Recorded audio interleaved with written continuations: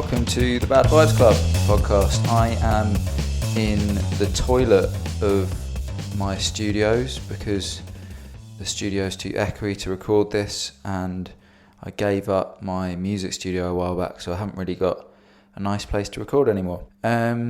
This week's podcast is something quite different in a way. In another way, it's exactly like all the other podcasts because it involves me talking to an artist. Well, two artists this time. Hamish and MacPherson, an artist researcher who works with choreography and philosophy, and Sophie Mallett, who's an artist filmmaker. But instead of talking to them about their recent work or maybe upcoming exhibitions, we just had a catch-up, really, quite a casual conversation, seeing how they've been coping with lockdown and what they've had to do to survive in the kind of new economic conditions post-coronavirus. And it was really nice. It was really nice to speak to them. I should explain that there's some context you might need to just understand a few comments in this podcast. One is that me, Hamish and Sophie worked together on some workshops and performances in 2016, some at the ICA in London and at the CCA in Derry, Londonderry, which is in Northern Ireland. And two really nice French women drove us from Derry to Belfast to catch our plane home. And me and Hamish had to lay in the back of the van. And the kind of stimulus for this conversation between me, Hamish and Sophie was that Hamish shared some photos of us all in the van. The other things you need to know for this podcast are that Hamish is a visitor experience assistant at the old Royal Naval College. So that's a job he had before the lockdown and he's just recently gone back. And Sophie is a video producer at a university.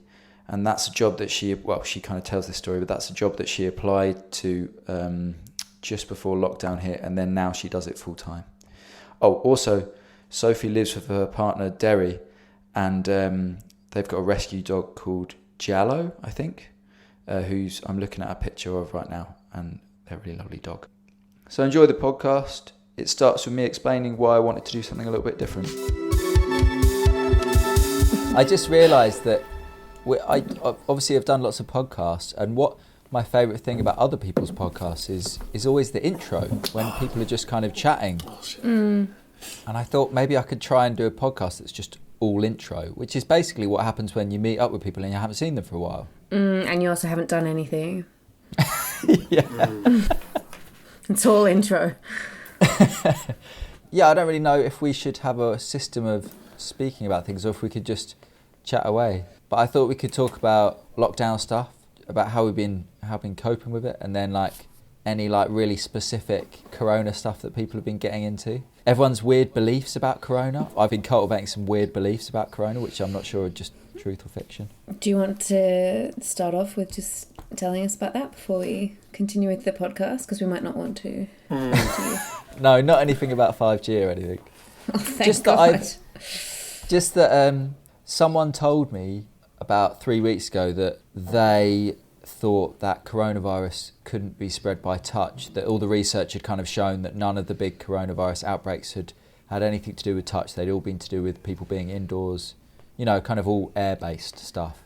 And I've just taken that on as though it's fact and been telling people that as though it's fact. Yeah. Who did you find it out from? Well, from a reliable source, from someone who's not a crazy person and is also that doesn't make it reliable. Well, that's what I mean. It's not from a paper that I read. It's not like a research paper that I read. It's just a person who's been reading a lot about it because they're vulnerable and yeah. But they're also probably quite good at not being taken in by mad fake stuff. But I haven't checked it at all. I'm checking it right now.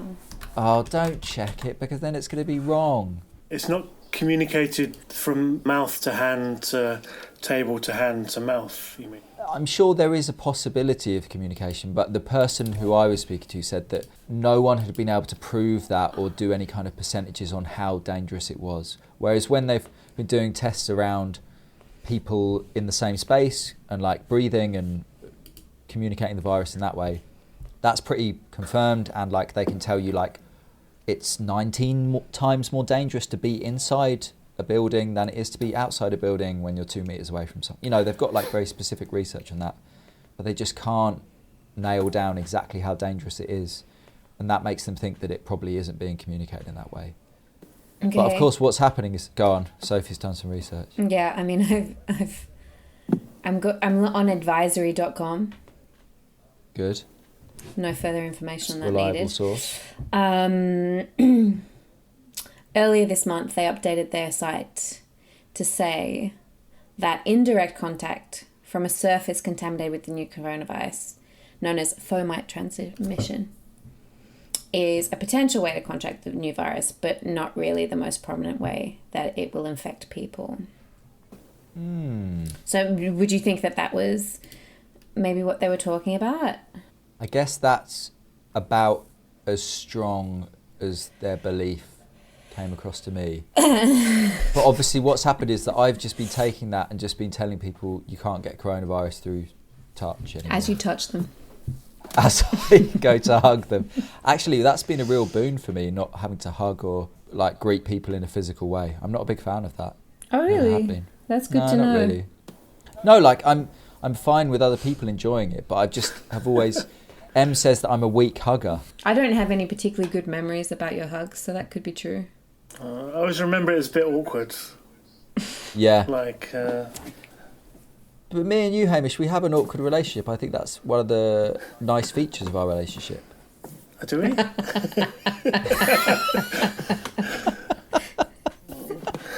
Is that not a feature that you remember of our relationship? No more awkward than most of my other relationships. I wouldn't say. Oh, well, then that's fine. That's fine by me. How have you been, Sophie? It's quite a big question, I suppose.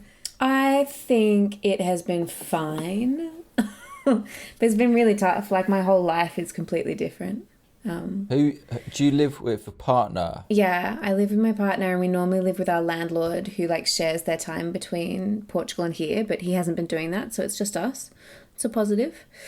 We have a dog now, another huge positive. Is that a lockdown puppy? He's not a lockdown puppy, but Okay. he presents as a lockdown puppy. We were adopting him before lockdown happened, and then it just took a really long time. And he's not a puppy; he's a 3-year-old angel. Human. He's a 3-year-old human angel dog. Yeah, so that they're all like positive things, but kind of sucks, I would say. Like, what I have to do for work is completely different. What were you doing before for work, and what are you doing now? Now I have a job. I have a full-time job, working as a video producer, and before I didn't have that job. And why has that changed? Money. All of the other like work disappeared. So all my freelance work and my artwork disappeared pretty much. Yeah. And I don't really have any intergenerational wealth or financial stability. But that's good. I got a job. So, there's lots of... Probably if you ask me how I am, I'm probably going to focus on the negatives because that's where I'm at the moment. But nothing's bad. Everything's fine. What about you, Hamish? What happened when... You live on your own, right? I live on my own, and I was working. I'd sort of... I'd got a paid job last summer working in a heritage site, and so I didn't really lose anything when lockdown came, so I was kind of lucky. I didn't lose... What do you mean? Well, I didn't have any because you were work. furloughed? Yeah, I was furloughed, and it wasn't like I had any work that I was expecting to do, any kind of art plans, or nothing that was not affected by lockdown. So yeah, I was lucky to have the space and a job to come back to. Are you back at work now? Yeah, I think I've been back a month, and it's lots of shifts, but we have very few visitors. I think I got a fifth of the visitors that we had this time last year, so it's just waiting around for people to come in and telling them the toilets are closed. People come in to use the toilet. Yeah, I can get you in for free. Yeah. Oh, wow. That wasn't even the ask, but... Yeah. So you can visit. Okay, cool. And the toilets, will they be open? Or? For ticket holders, yeah. Fantastic. Which I will be. So just to get into the minutiae of that, because I was talking to Em today about how they're gonna go back to work, and why is there a decision that you can't have people come in and use the toilet? Is there like a rationale behind that? I think it's just a specific part of the building, we have like one building where we've closed off, I think because there's lots of things to touch in it. So they haven't figured out yet a sort of a safe way to keep it cleaned. Yeah, but I think they're going to let people in and have some kind of one-way system. But I've also got WebMD still open, and fecal oral transmission is one of the listed ways to transmit the virus. So that could be why. I saw that, yeah, they're going to do sewer tests to spot early on when it's kind of rising in a location. Get out of town. That's such an awful job. Yeah, I'm sure they've got a machine. It's not like someone every hour swabbing the flow. I don't know. I think a lot of sewage stuff is just a bloke in a sewer. It's not like a robot. It's just like a man having to just stand in a sewer and swab. Yeah, maybe it is swabbing, or just more like scooping. It'll be scooping. It's mostly scooping. Did anyone see that fatberg program that was on the telly a few years ago? They collected a fatberg, and then do you know a fatberg's like all the baby wipes and oil and poop and stuff? And they collected a fatberg, and they found loads of drugs in it and diseases, but mainly baby wipes. Not even baby wipes, like non-flushable like makeup removal wipes. But that was just lots of men in sewers. Part of that was taken to the the Museum of London, wasn't it? I thought that was a good acquisition. Really? Because I've got two screens, I'm just going to look that up. And what about you, Matthew? Well, I originally thought I was completely screwed because this 6 months was going to be me just freelance teching and not really doing any other work. So I lost all of that work, it all just disappeared. But then it turned out that I was eligible for furlough because Philips, although it's not a permanent position, it isn't freelance, it is PAYE, so I was eligible for furlough. And then, of course, Sophie's showing us Fatberg exhibiting the monster of Whitechapel. Yeah, it's just lots of this guy. But it seems like it's about him. He's not the Fatberg. He's not the monster. That's so cruel. I think Vicky Sparks knew exactly what she was doing. You think so? A picture of a man, a sewage worker, underneath the headline, Fatberg exhibiting the monster at Whitechapel. He's holding a section of Fatberg in a spade. He's offering it up to the camera. They're calling it the Fatberg sometimes, and then at certain points they just say Fatberg as though it's someone's name or like the name of an animal that they've brought in. Why is Fatberg so important to you? But it's interesting about Fatberg because in that programme they were basically trying to turn it into an issue of individual responsibility. So they were just imploring people not to throw these things down the toilet. But of course the issue isn't, well, it depends how you see the issue, but the way I see it is that companies producing these things are clearly aiming them at a market of people who want or need something that can be disposable. And they clearly look like something that can be thrown down the toilet. So to me it seemed really obvious that the problem was the companies producing it rather than the individuals buying it. But no one's moved to make any kind of legislation saying that things, that look disposable should be biodegradable. Sorry, I'm really trying to read this thing on Fatbergs while you're talking. It's so rude. I'm going to close the tab. Are you guys happy with that? Yeah, thank you. Okay. Okay, we're back. You were talking about how you got furloughed. Congratulations. Yeah, got furloughed, and then I got self-employed money as well. Oh, so this is quite a good year for you. Oh my God, it's been fucking great. I mean, kind of, but obviously there's lots of stuff that isn't money-based that's weird about it. But like in terms of money, I've been incredibly lucky, and I think that's what's really confusing about this whole thing is that some people have had zero help from anyone. No furlough, no self-employed help, no emergency loans, whatever. As far as I can tell, it's just pure chance. Like someone else at my work was doing an MA last year, so they didn't work so much. So even though they've worked there for 10 years or so, their furlough payments were like 50 quid a month or something crazy because last year they just didn't work very much. Or, some people have worked, I can't remember how long you had to work for. You had to work for somewhere for a year, didn't you, before you could get furlough. So then it's like, if you worked somewhere for like 10 months, you just didn't get any money at all. Yeah. And that is completely insane. How did you get your job, Sophie? That seems really surprising that people were hiring at all. Yeah. I applied for a part-time job before the crisis, and I had my interview just on the day of, I think the day before lockdown, and they offered me the job, but then it took quite a while for them to figure out whether they would be able to honour it, that offer, because they had a hiring freeze and stuff anyway. To my great surprise and luck, they did. And then, yeah, it's an educational institution, so like they're just, everything they have to do is digital and through video. So all of a sudden, they needed more rather than less, and I was there to give them more. What is the footage you're editing? Was it filmed in lockdown, or is it all stock stuff or something? Oh, it's like a red hot mix. It's like kind of, it's like people talking into Zoom. It's like stock footage of people with masks, whatever you want. It's in there. And are you editing or no, you're producing? Producing, yeah. What does that mean? Well, pretty much the same.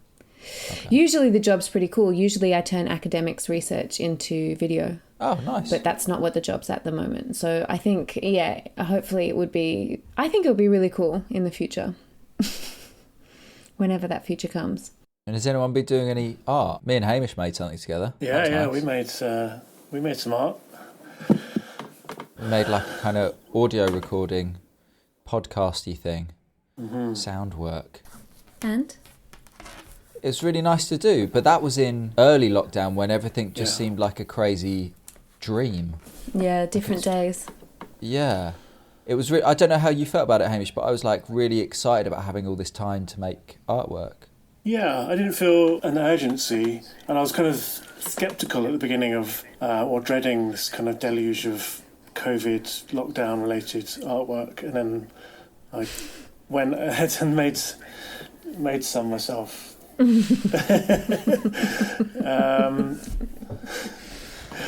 But yeah, it felt like it was a good opportunity. I had enough energy and enough interest to sort of get involved in something. Is that energy still there now, like further down the line? No, I think towards the end it dwindled, but which I was okay with. I've been taking photographs. That's, I guess, a low something. What's the word? It's like an easy win. It's kind of easy thing to do, kind of tinker away at. What are the photos you've been taking? Some of myself and some of like portraits of other people that I've met up with, taking photos of them. When did you get into photography? Because that's been a thing that you've done for a while. Like portraits particularly, I guess.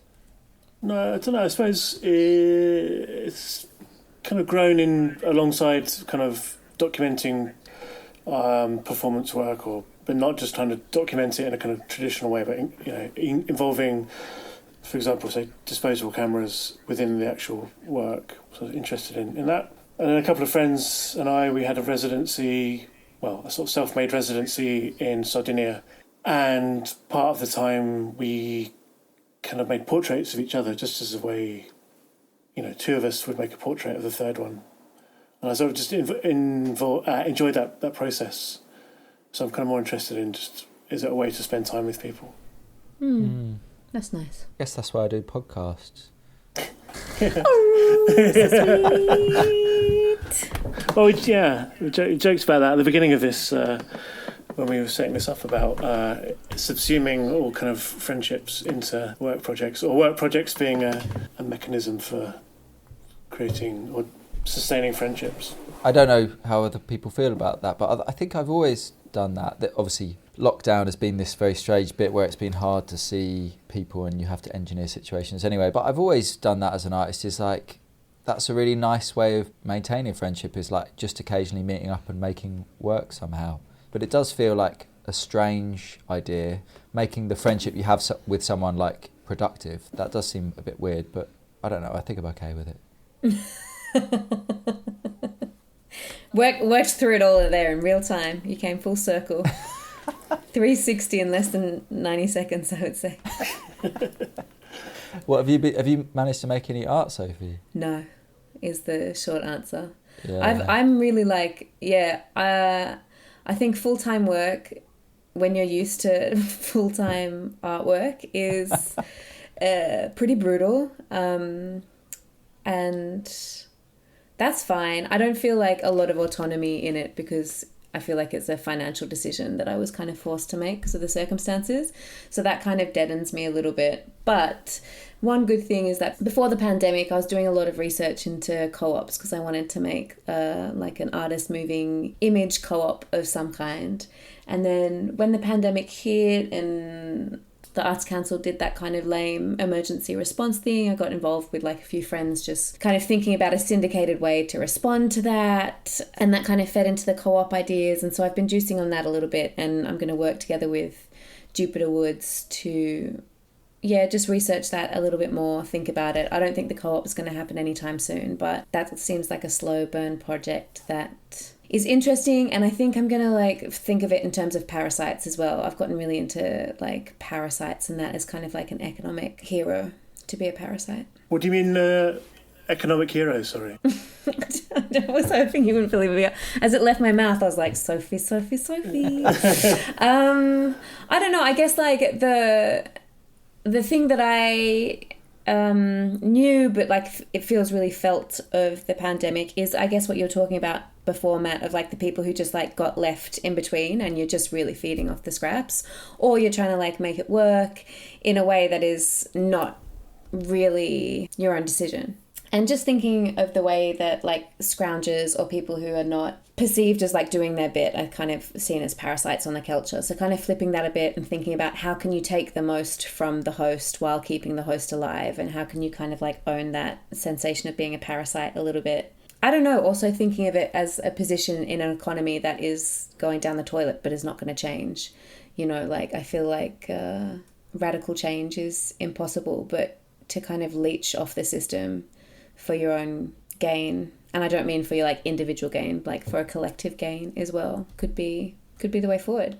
And with a filmmakers co-op, in my head, like film, I'm just thinking of like the London Film Co-op and how that was probably resources like collectively buying 16mm film, or like all chipping in for a camera or something. What would be a filmmakers co-op? What would it do these days? Well, I was thinking, I have to caveat, before the pandemic, I was thinking of it being kind of like a half hybrid production house and a hybrid, so like hybrid workers co-op and a hybrid like central pot fund. So there's a co-op in New York called the Co-op Fund, and it's essentially like a membership system where you pay in and that like accrues, like it's, so you know, you pay in like £10 a week or £10 a month, and that kind of creates a pot that people can then use to fund their life as an artist, whether that's, you know, they need to cover their rent, whether they go on a residency, or whether they need to like hire a cameraman for a certain work.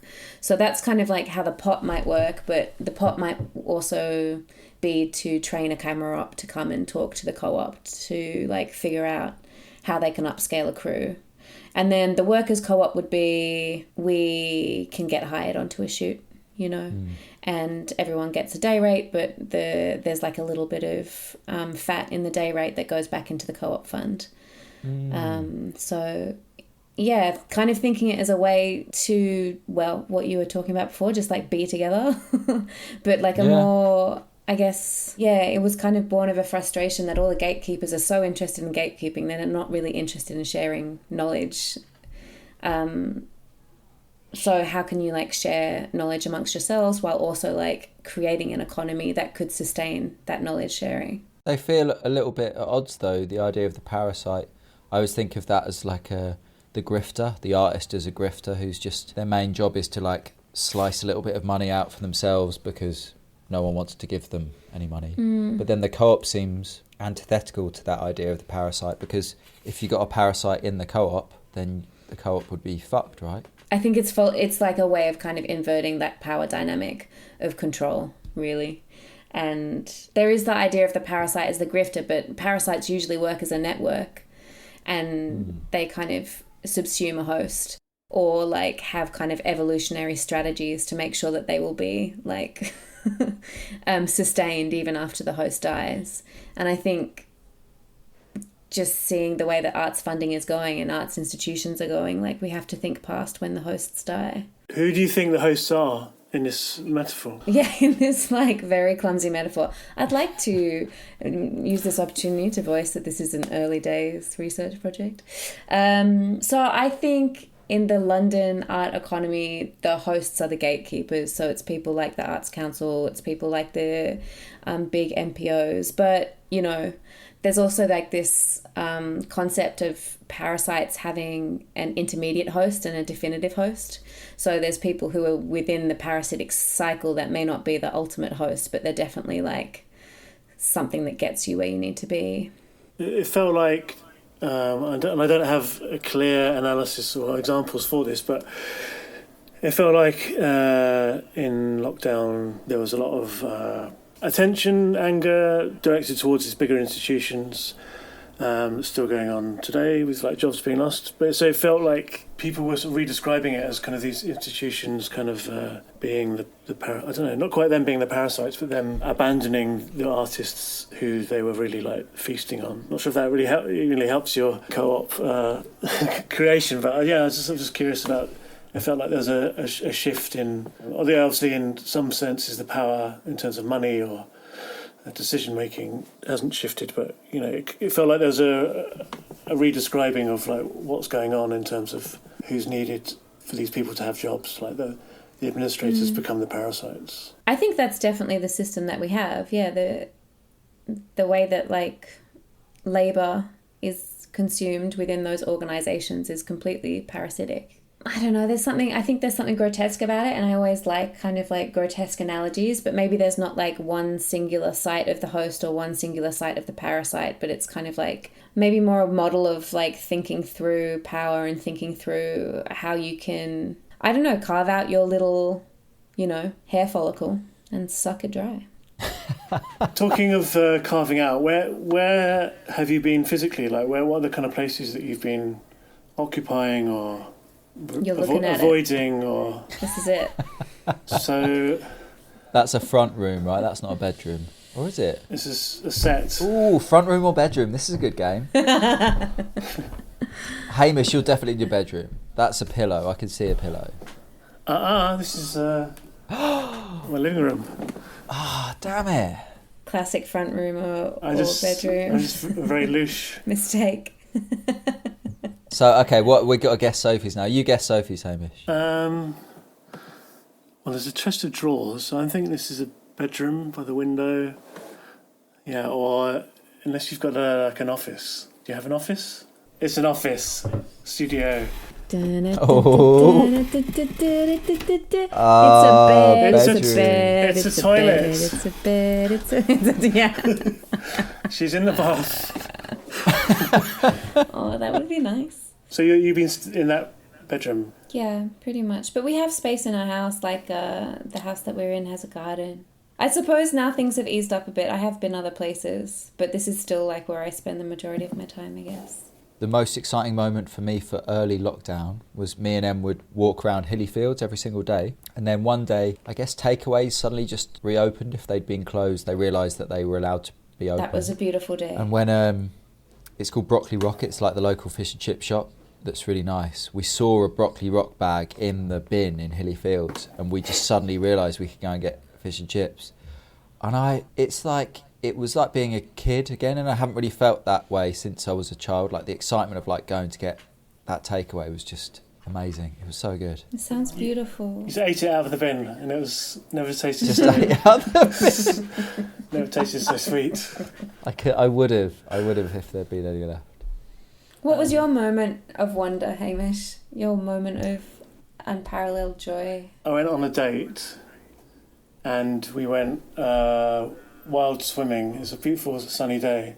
Went swimming in Hackney Marshes in the river, and there's loads of people there, but it's kind of really nice. Just had a magical day, having a drink, and then we kissed and we swam in the water.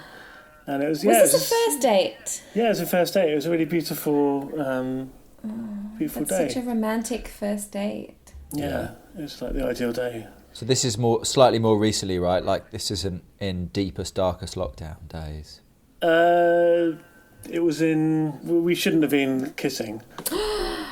So it was like June or July, I think. Did anyone get really angry at people not doing any, social distancing? Did anyone want to shame anyone?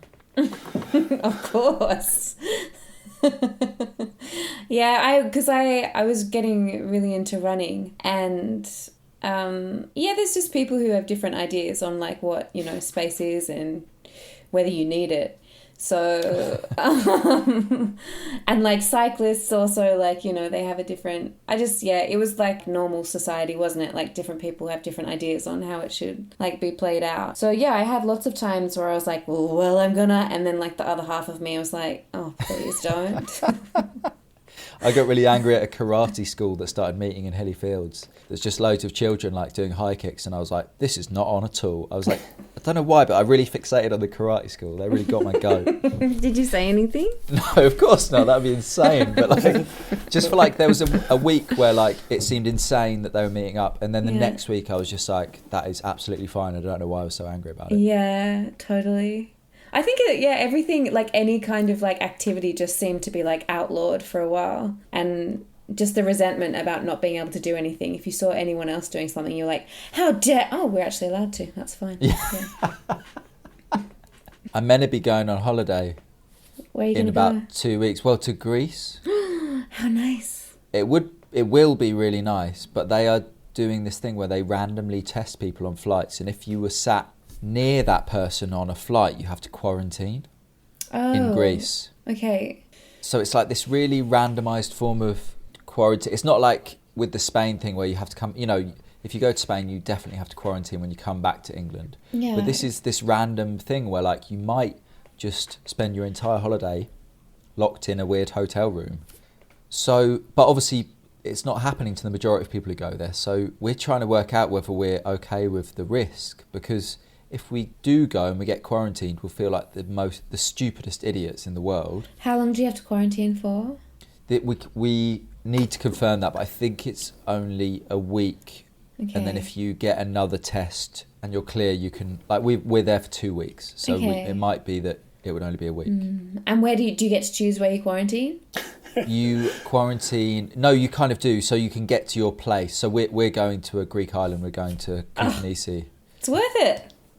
Quarantine on an island? Come on. I know, but I don't think it's not like quarantining like on your own. You haven't got a pool or anything. It's like you still have to stay in like just a room. Well, that's your fault for not booking a place with a pool.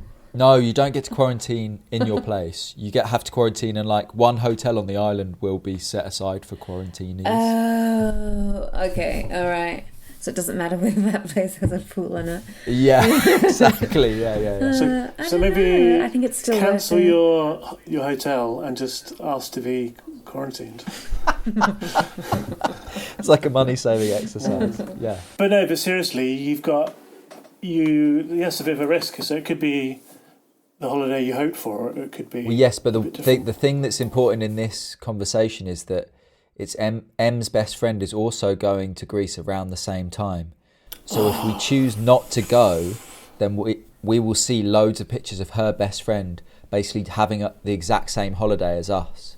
This is like a philosophy game theory experiment, isn't it? It's like, because they're taking the same risk as well. So it could be that you go and they're quarantined, or they go. You know, there's lots of possibilities.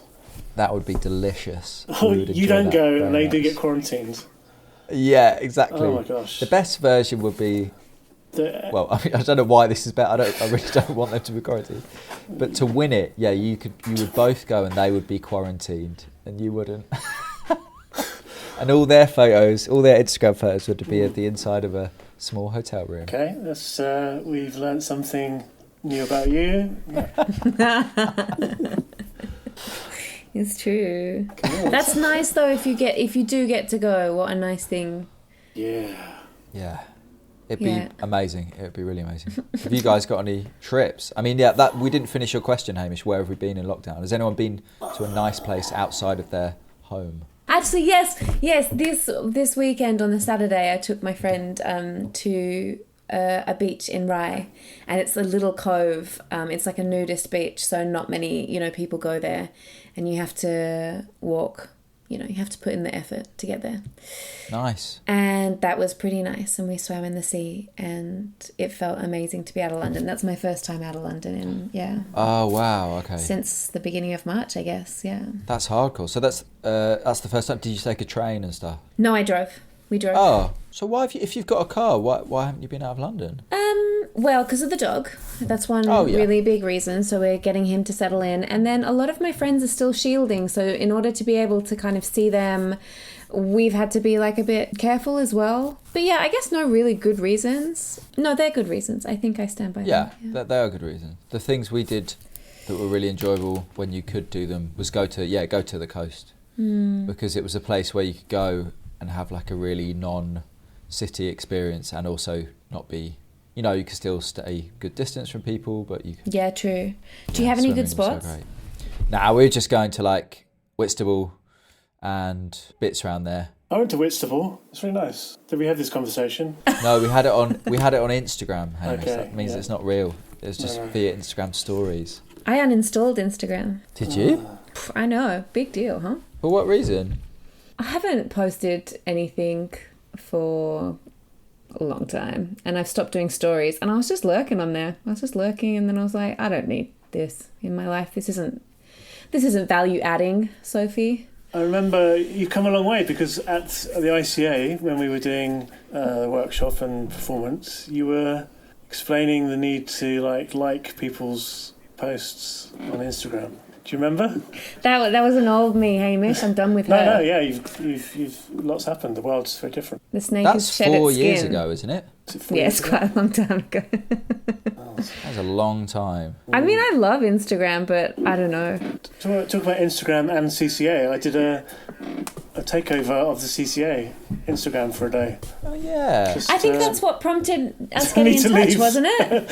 It's prompted you to leave. That's why Sophie left Instagram. Yeah. Because of Hamish's takeover. I'm just trying to link everything together. Maybe I'm trying too hard. I did an Instagram takeover. What was your experience of an Instagram takeover like, Hamish? It was an exciting challenge. Well, it was something to do in lockdown. It was like, but downgraded. It gave me a focus, and I made it quite hard for myself. I said I would post a live image every 2 hours, so it became a bit of a burden to kind of do that for 24 hours. Oh, so that's what you did it for 24 hours? Yeah, so some of them I did a bit where I stayed out till about 2 or something, and then did one at 6 in the morning. See, that's a bit more interesting. Thank you. I thought so. Yeah, well, it is. I just put some pictures of some work up and explained it, and then I just thought, this is so pointless and kind of boring for everyone involved. What's it supposed to do, an Instagram takeover? When it's good, what does it...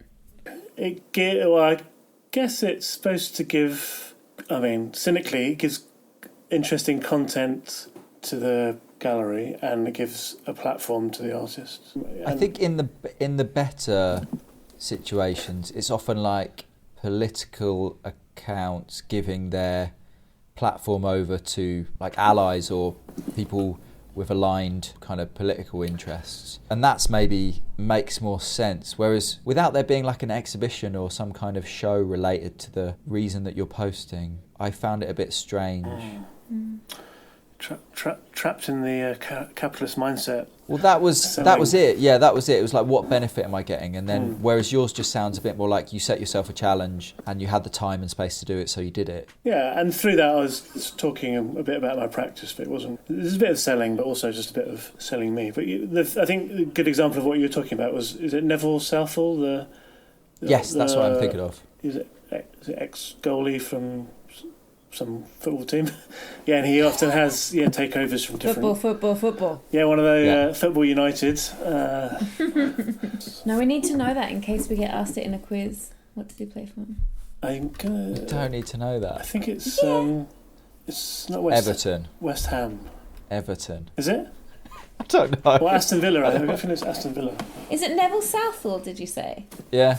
He's like a really politically engaged Twitter user, and he gives over his account to lots of different political causes, and they'll take over for a week and just tweet whatever they want. And yeah, he's really outspoken. I don't know, he's kind of interesting figure. Yeah, best goalkeeper of his generation. So what was the team he played for? Because that's what we all want to know. Senior career, he's played for quite a lot, but Everton is in there. Yeah, maybe that was his heyday. Yeah, he finished it off playing for Dagenham and Redbridge. So Dagenham and Redbridge. Look, I don't know anything, but I just want to, in case I ever get on Who Wants to Be a Millionaire, I don't want to fall at this question. So have you given up social media totally, Sophie? Well, I was never good on Twitter, so that's when I found No. like your tweets like about 4 months afterwards, and I was like, oh, that's a sweet thing. Yeah, I think so. I think I have. You know, I've got a dog now. I don't need. Yeah, he's your audience. He is a very sympathetic audience. Yeah. Have you had a dog before, or have you Yeah. lived with a dog? Okay. Yeah. I was going to ask, was there any surprises of having a dog this time round? Oh yeah, he's completely different because he's a rescue dog. He is scared of everything. Yeah, so he doesn't really like being outside, and I just presumed all dogs like being outside, and he doesn't like going on walks. Feels very unsafe, and I just thought all dogs like going on walks. And Derry bought him like some toys and stuff, and he squeaked one of them, and Jarlo just like made the tiniest little meep noise and ran into another room. So like anything to do with play he's not used to it at all. He finds it quite terrifying, but he's getting more confident. But yeah, he's a giant. Everything is terrifying to him. Apart from tummy rubs. Apart from what? Tummy rubs. Tummy rubs. That was such a sweet. I don't know. It was really useful with the Solidarity Syndicate stuff to kind of be on there, and then after that, I kind of lost my puff a little bit. Do you want to explain that, just because that's quite an interesting feature of lockdown? The way that they structured the eligibility of the emergency response was that you had to make 50% of your income from art, and obviously a lot of people don't do that. So it was a bit of an unnecessary stipulation that they made.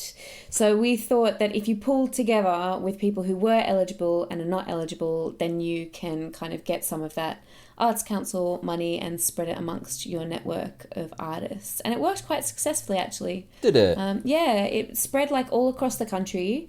Because we publicised it through Keep It Complex, so it became like a Keep It Complex campaign, and they have a lot of followers, so it was really good, and we had some really positive, lovely feedback. And actually, because the Arts Council kind of made 60% of artists ineligible, there were actually the people who were eligible, it was a pretty high hit rate, so most people got it. Oh, great.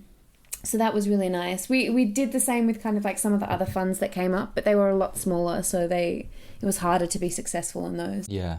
And we did it all through Instagram, so that's why it made sense. Instagram and Facebook, so it made sense for those to kind of like be a part of my life, but no more. Mm-hmm. No more. Well, I mean, just I only deleted it on like Tuesday, so. What do you look at when you go on your phone? Neville Southall. just checking out Neville Southall. He's got an MBE. He's Welsh, obviously, we all knew that. Actually, I am struggling with that a little bit. So I check my bank accounts a bit when I don't have stuff to do. Jesus. Yeah, I haven't really bounced back from the absence, but I will. Sometimes I have like a swimming booking app, so I see if there's any cancellations. But like that's the kind of level of like stimulation I was getting from Instagram, so I think it's fine. Yeah, I take your point with that. Like sometimes I'm looking at Instagram and I just think, I don't know why I'm on here and why I even wanted to come on here. Like often I really enjoy looking at people's pictures, but when it's that reflex move, it's no more interesting than looking at your own bank account. Well, I have multiple apps, you see. It's not just the one bank account, Matt. Oh, I see. Okay, yeah. Sorry. I keep thinking about giving up Twitter because its algorithms are really, they push a lot of content to you that isn't very, at least with Instagram, I've chosen to follow these people and I'm generally interested in what they're posting, whereas with Twitter it's now pushing me a lot of stuff that I'm not interested in, and actually just kind of effectively or emotionally it's riling me up. And that's not why. I kind of just want people to say funny, stupid stuff on Twitter, but that's harder and harder to find these days. But then maybe that's just because the world's got a bit dark, crazier. Yeah. Yeah. Would you say it's the wrong time to get into Twitter then? Because obviously there's a gap for me now. So I left Twitter. I left Twitter the other day. Yeah. Really? I deleted my account. Yeah. Deleted your account? I deleted it. Yeah. I just didn't uninstall the app. It's it's I just find it very, very negative. The benefits of like getting a few interesting links or some early news are outweighed by just thousands of bossy fuckers telling everyone what to do, including myself. Like, people are just kind of just hectoring each other, and becomes kind of not very useful for me at this point in my life.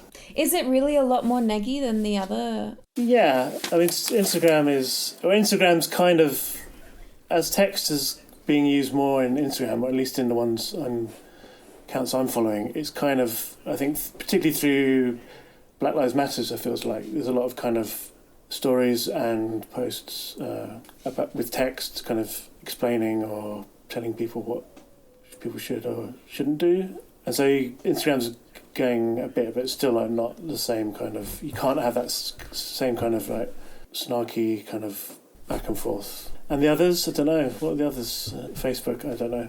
Facebook's just middle-aged people telling you what to do. It's just different types of people telling you what to do. What's the age group on Twitter? Old or young? Probably, it's more of it's like media-y, politics-y people is Twitter. Right. But they're probably older. They're probably in their, I don't know, it must be 30s and 40s people now. I think young people are just like abandon everything. Anything that we would touch, young people would immediately abandon, I imagine. Yeah, they're just living clean lives, clean, drug-free, brand-free lives. No, I don't know about that. They're just on TikTok, that's all. They're all on TikTok. Hamish, are you going to go on holiday? I'm not actually. I was thinking of going to Sweden to see a friend, but the advice is not to go, I think. And Sweden? Yeah. So I'm not going. What about you, Sophie? Are you going anywhere? Don't know. I feel like the advice to go a lot of places is to not go. So I'm a bit unsure about it. But I was thinking maybe we could kind of like build up Jarlo's confidence, get in the car, go on a little camping trip. Yeah, I thought you were about to say, I thought maybe we can all go to Derry together. I would love that. Oh my Get in the God. back of the van, guys. Back in the van. I'm really looking forward to travelling again, and I'm really looking forward to partying again. And I was never a very big partier, but now I just want to like go to raves. Oh, really? Oh my God, so much. Yeah. You want to go to a rave, do you say? Yeah. Do you want to go, Hamish? You're laughing. Well, you might go to a rave. I just don't want to go to a rave. I'm Come laughing on, at... Matt, let's go to a rave. I mean... I don't want to go to a rave. I like the idea of it. I like the idea. The problem is with raves is that I really like them, but I haven't been to one for a long time. And what would happen is I'd get really overexcited and I would take loads of drugs. Yeah. And He doesn't know all the dance moves anymore. He's gonna... You can learn them on TikTok or YouTube beforehand. Maybe I presumed everyone had this impulse after being kind of like hemmed in. I'm just like... I really am not like, I'm like, let's try and make it till 10 and then I can go home and sleep in my own bed. But now I really want to party. I think I yearn for quality contact rather than, or maybe because you're both in relationships, so I yearn for quality human contacts rather than quantity. Ah, maybe. Yeah, rather I just than have... what happens at a rave. Is that well, what like you're quantity. saying? Oh yeah, maybe it's a different kind of quality. Yeah, maybe that's a false opposition. But maybe I'll just start with one person. I mean, I think I'm not very good at imagining things that aren't possible. So like, if I would really love to like be in like a really crowded pub in the winter, but I just can't imagine it. So I can't really miss it at the moment. Perhaps when we get to winter, for example, I'll feel more like I'm missing out on things. But Yeah. I mean, I really appreciate for young people how shit it must be to not be able to go to raves, because being completely fucked in like the middle of a woods or wherever is just like the greatest thing. But I haven't really yearned for that for ages.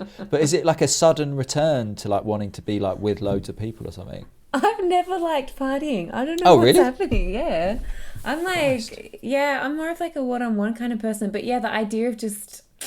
Yeah, I really like it. There was like this kind of... We have a field down at the end of our road, and sometimes there's little like speed demons that go up and kind of like drag race in the field, but there was like this huge meetup of like sick whips, and it was just like a huge party. It felt like a huge party had happened on our doorstep, and I was like, shall we go? And Derry's like, you don't have a sick whip, like you have a hatchback. And I was like, I don't think we have to take the car, I think we could just walk in. He was like, oh my God, you've lost your dignity, like kind of like, I know that you don't care in front of me, but you must care in front of other people. And I was like, oh, okay, fine, we'll just stay in again, I guess. It'd be cool. You could roll up with a bottle of wine and go, hi, we just moved in down the road.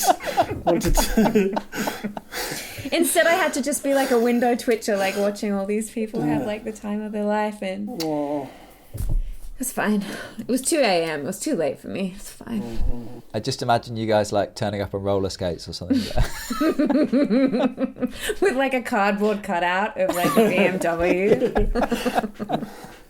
Yeah, Derry was very much not into that idea, I have to say. He was, which is good. I think it's, that's fine. That's absolutely fine.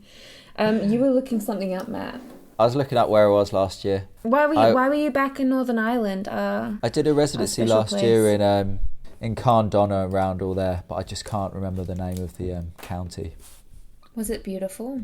It was absolutely the most beautiful place I've been in a long time.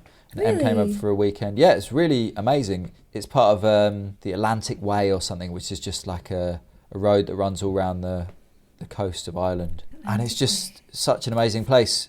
And for the first week there, it was really hot, and so I went swimming in the sea loads. But then I was staying with Sarah and her family in Derry and driving up to my studio. Just had a really lovely time, and it just reminded me a lot of us being in Derry those years ago.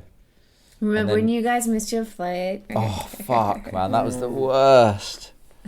That was the absolute worst. But we also, you weren't party to this bit of the conversation, but me and Hamish were like, oh, why doesn't Sophie remember being in the back of the van? And then we looked at the photos and we realised it's because you weren't in the back of the van. You were in the front of the van. And it was us in the back of the van because you got dibs on the third seat in the front of the van. That sounds about right. Yeah. I think it wasn't like a kind of shotgun situation, but just you guys were like, we would like to go in the back. I think that's more likely, yeah. You think?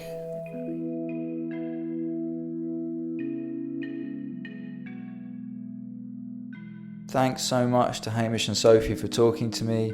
Thanks to you for listening. I'll be starting my PhD at Kingston soon, and I'll probably be doing some more podcasts based on the research that I do there. All right, bye.